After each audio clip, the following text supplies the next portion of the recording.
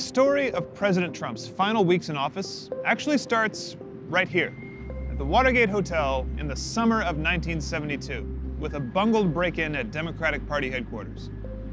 The scandal that followed was wild enough to make Richard Nixon both the first American president to resign in disgrace and the first to rely on his successor, Gerald Ford, to protect him from criminal charges with a presidential pardon. It is common knowledge that serious allegations and accusations hang like a sword over our former president's head. Well, Trump's potential legal exposure is probably worse than Nixon's ever was. Obstruction of justice, bribery, campaign finance violations, all at least theoretically possible, and Trump knows it. The investigations never stopped. They went on for 4 years. The thing is, scoring a presidential pardon isn't quite as easy as Nixon made it look. Trump's basically got 3 ways to grab that golden ticket, and each of them has problems. First, the full Trump. It's the simplest. The president can just pardon himself. It doesn't matter that he hasn't been charged with a crime. The president's pardon power extends even to future charges that haven't been filed yet.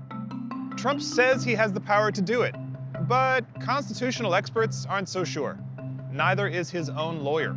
Do you and the president's attorneys believe the president has the power to pardon himself? He's not, but he probably does. Back in 1974, Nixon's Department of Justice said, nope, that probably wouldn't stand up in court, on the basic principle that no one can be a judge in their own case. Which brings us to option 2, full Nixon. Trump could copy Nixon's style, resign before his term ends, and then let President Mike Pence do the deed. That would stand up in court, but it runs into another colossal problem: Trump's ego. Trump's already obsessed with pretending the 2020 election was somehow stolen from him. If he steps down early, he'd have to go around explaining why he didn't even finish the 1 term he had. And that brings us to option 3, the switcheroo. Back in 1974, when the DOJ was looking into a potential Nixon pardon, one lawyer suggested a sneaky way he could do it without fully resigning: the 25th Amendment. It's supposed to let an incapacitated president step down briefly so the vice president can do the job. So Trump could invoke the 25th Amendment, stop being president for, like, 10 minutes, get Pence to sign his pardon, and then snap back into the presidency. Switcheroo. But here's the thing. It's totally skeevy. Would Pence do it? Pence has mastered the art of beaming loyally at Trump while standing far enough away to avoid getting splashed with the worst of Trump's mud. But those approving eyes are also fixed on his own future run for the presidency. The switcheroo would probably work for Trump. But let's be honest, it doesn't scream, "I'm Mike Pence, and I have integrity." The future campaign ads would write themselves.